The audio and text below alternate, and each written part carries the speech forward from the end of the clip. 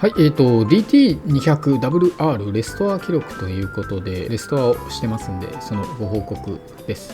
このバイク、この見た目ね、今こんなボロボロな感じではあるんですけども、実は結構ね、その 200cc でありながら、フルサイズオフロード、フロント21インチでね、かなり走破性が高くて、荒れた路面でもガンガン走れると、ヤマハの YZ という車両があるんですけども、そちらを引き継いでるというか、そちらを公道でも走れるような仕様にしてあるようなバイクなんで、結構走破性が高いというか、レーサーですよね。オフロードレーサーというようなコンセプトで当時作られたバイクでございます。でもうこれね、やっぱり何年も動かしてないんでね、もはやもうガソリンタンクも開かない状態ですね。鍵を差し込んでももう回らないぐらい錆びついておりました。で無理やり開けたりしたんですけどね、もうこれはタンクキャップはもう使えないと、ぶっ壊して開けたので使えない状態ですね。ちょっとまた別で買わないといけないんですけども、や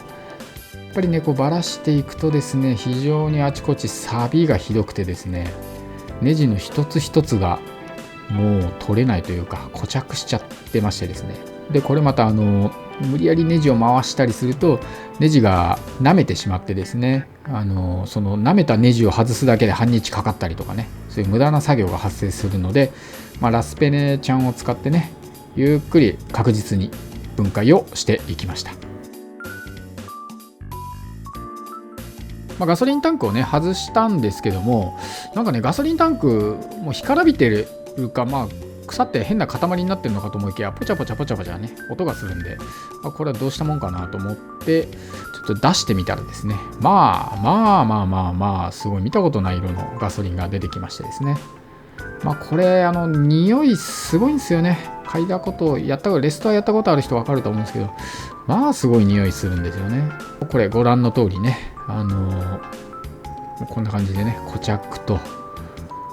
何が固まって何が腐ってるのかよく分かんない状態になっております。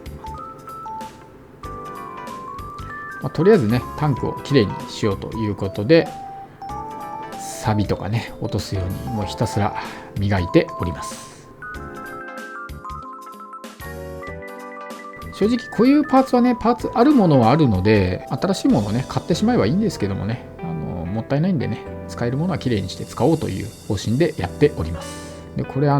ザーブ用の穴がね、もう腐ったガソリンで埋まってしまっているというので、もうほじほじしましたね。これだけでもう何時間かかかってしまったと。でガソリンのタンクの中を錆び取り剤を満タンに埋めて、1日放置ですね。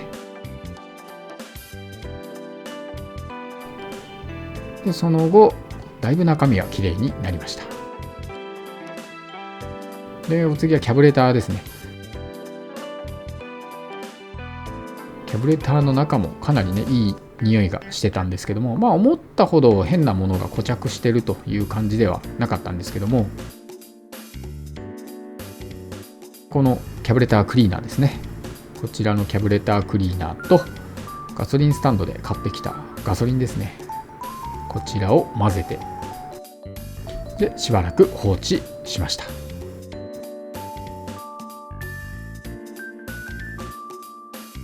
こういう綺麗にするのもね、ずっとやってると際限なく時間がかかってしまうので、ある程度のところでねこの辺りでいいかというところで妥協していかないといつまで経っても終わらないので、この程度で洗浄を終わらせました。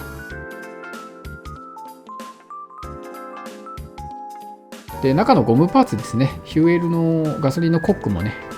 ゴムパーツはまだ新品がメーカーから発売されてますので、キャブレターの内部パーツですね、こういったのも社外品ですけども供給されているので、そういったものを利用します。これまたね非常に高いんですけどね、このリペアパーツだけで5000円はするというね。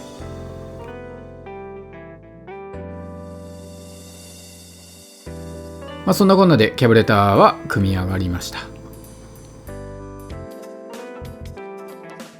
ちょっと冬場にやり始めたんで、外作業寒いんですよね。非常に寒いので、なるべく室内作業したいと思うので、とりあえずバラしてエンジンを下ろして、でエンジンは室内作業でやってしまおうと。で暖かくなった頃に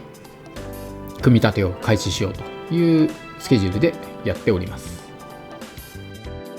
やっぱりね2ストロークなんでオイル汚れとか結構すごいんですよね。特段メンテナンスも受けてなかった車両だったみたいで、あっちゃこっちゃねいろんな排気漏れとかオイル漏れとか隙間風があったような車両です。でね、これチャンバー外してみたんですけども、チャンバーのいわゆる固定するボルトですね、シリンダーとチャンバーの入り口を固定するボルトが一つ折れてしまってですね、折れてしまったがために一つでしか固定できなかったので、その隙間から排気漏れがね起きてた模様です。これはねもう最終的にはねちょっと溶接屋さん持ち込んだらサービスでちょっと外してくれたんですけども、かなりね厄介な代物でした。でラジエーター周りを分解していきます。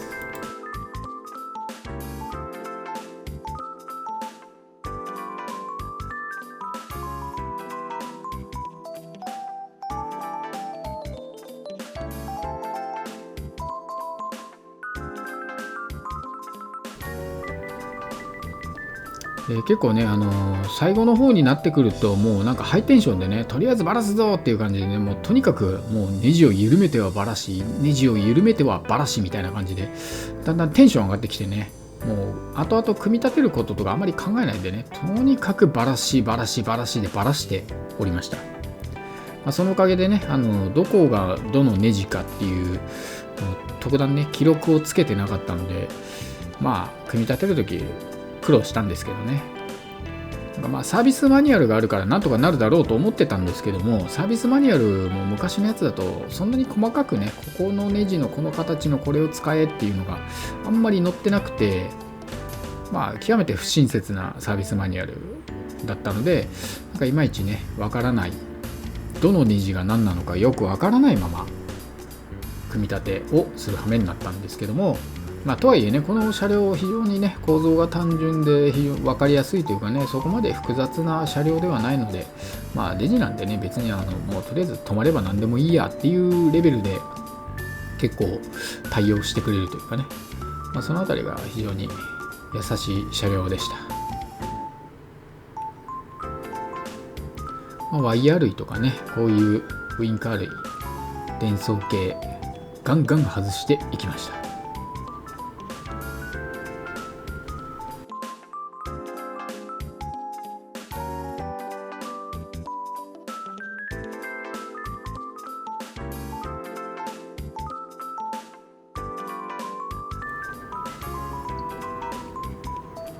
2ストロークというのはね、キャブレターからガソリンを噴出すると同時に合わせてオイルもシリンダー内に入れ込むというかね、噴出する構造になってますので、ちょっとそのあたりの構造がね意外と特殊というか、4ストロークとはちょっと違う、一味違う、なんだこのパーツみたいなのがついていたりします。その分ね、4ストロークみたいにヘッド、いわゆるバルブというものがないので、作業工程としてはね非常に少ないので、意外とできちゃうなというところが2ストロークのいいところですよね。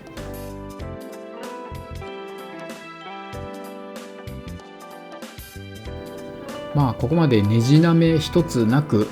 いろいろやってはきたんですけども、やはりこのエンジンを抑えるボルトですね、この辺りはすごく硬くてですね、外すのに苦戦を強いられました。今やってるのはピポットです。スイングアームとエンジンとフレームという3点止めをしてるところなんですけども、これが取れなかったんですね。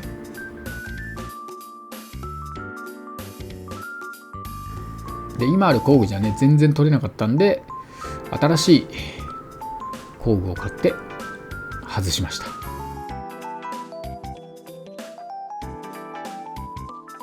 とにかくカンカンやりましたね。これもやっぱり半日ぐらいかかったんですけども、これはもうねハンマーが、パワーのあるハンマーが足りないということで、もう売ってる道具屋さんで一番重いハンマーを買ってきました。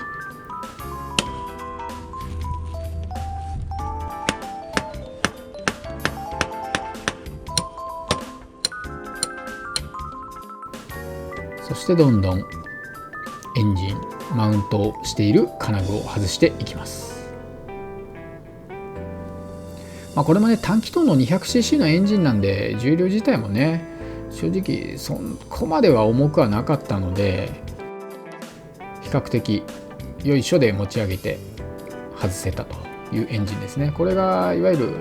4気筒とかだとね普通に持ち上げるっていうこと自体も難しかったと思います。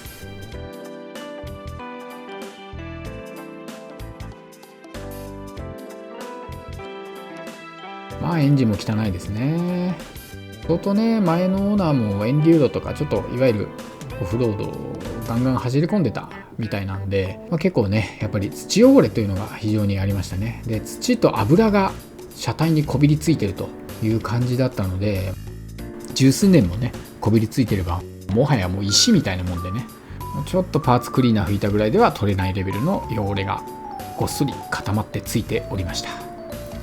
こうしてねとにかくガンガンバラして後先考えずにガンガンバラしました。だんだんバラしていくとね車体のいいところ悪いところっていうのがだんだん見えてくるので、バラすのも一回バラしてね素の状態を見るっていうのも悪くないかと思います。あとね電子制御とかそういったものがほぼないようなバイクなので、構造も単純でねバラすこと自体も結構簡単にできたかと思います。